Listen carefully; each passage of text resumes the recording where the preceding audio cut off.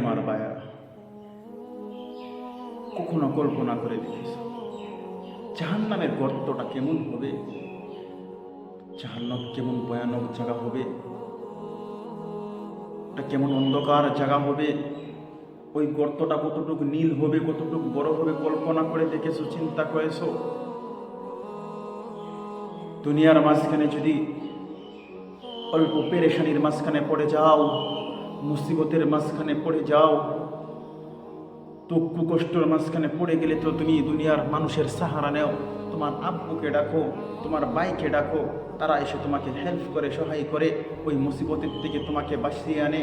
হে মানুষ, তুমি কখনো দেখেছো কবরের মাঝখানে তুমি কাকে ডাকবে? কবরও তুমি কার সাহারা নেবে? ওই কবরের মাঝখানে তো তোমার যেতেই হবে। ওটার থেকে তো ইনকার করে নেওয়ালা কেউ নাই। ধনী হও, গরিব হও, জমিদার হও, মিনিস্টার হও, যা কিছু হও না কেন, তোমার কবরে যেতেই হবে। দুনিয়ার মাঝখানে অনেক লোক পাইবে যে আল্লাহকে মানে না, নবীকে মানে না, আসমানি কিতাব মানে না, ধর্ম মানে না। ইখতিলাফ আছে, হর বস্তুর মাঝখানে ইখতিলাফ আছে, হর কাজের মাঝখানে ইখতিলাফ আছে, মানে না, অমান্য করে। কিন্তু দুনিয়ার মাঝখানে এমন কোনো মানুষ পাইবে না যে সে মতকে অস্বীকার করতেছে, আমি মতকে মানি না, আমার মত হবে না। যেই ধর্মের, যেই ফিরকার মানুষই হও না কেন, তোমার মত তো আসবেই, তোমার মত তো তে হয়ে গেছে। ভাইও দোস্ত বুজুর্গ, দুনিয়ার মাঝখানে কত বড় বড় লিডার ছিলেন, কাফির মুশরিক ছিলেন, আনা রাব্বুকুমুল আলা বলে দাবি করতেন। ওরাও তো ফেরাউনেরও তো মত হয়েছে। আম্বিয়া, নবীরা যারা আল্লাহ রাসূল, তাদেরও তো মত হয়েছে। জনাবে রাসূলুল্লাহ সাল্লাল্লাহু আলাইহি ওয়াসাল্লামেরও তো মত হয়েছে। ওই মত থেকে তো বাঁচতে পারবে না মানুষ। মতের আগে মতের তৈয়ারি করে নাও না। তুমি জাহান্নামের দৃশ্য দেখেছো? জাহান্নাম কেমন হবে? হাদিসের মাঝখানে আসছে, এক দিন হুজুর সাল্লাল্লাহু আলাইহি ওয়াসাল্লাম কিছু সাহাবা নিয়ে বসেছিলেন, আলোচনা করতেছিলেন, মাশওয়ারা করতেছিলেন। ওই সময় ভয়ানক একটা কিসের শব্দ যদি শুনলেন। আমার নবী সাহাবাদেরকে জিজ্ঞাসা করলেন, এ সাহাবা, তোমরা কি জানো ওটা কিসের শব্দ হয়েছে?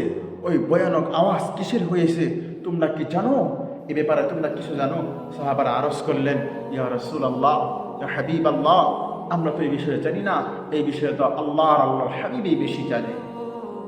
আমার নবী আশফুস করে বলতেছে, আমার নবী চোখের পানি ছেড়ে দিয়ে বলতেছে, হে সাহাবা, ওটা তো জাহান্নামের নিচের মাঝখানে এক পাত্তর গিরের আওয়াজ হয়েছে।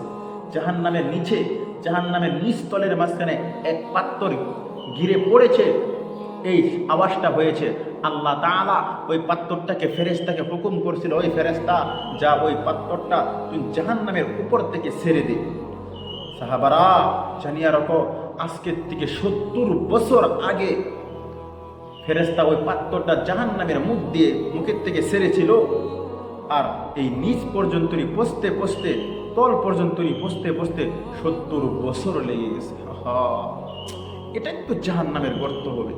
ও ভাইয়ারা, দুনিয়ার মাঝখানে একটা যদি সাধারণ বস্তু যদি উপর থেকে নিচে ফালানো হয়, উপর থেকে নিচে ছাড়া হয়, কেমন সময় লাগে? চোখের পলক মারতে মারতে তো ওই বস্তুটা জমিনের মাঝখানে পড়ে যায়।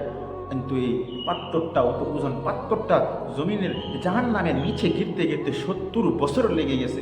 একটু চিন্তা করে দেখি, যদি আমার ঠিকানা, আমার আপনার ঠিকানা যদি জাহান্নামের মাঝখানে, কাকে রাখবো জাহান্নামের মাঝখানে?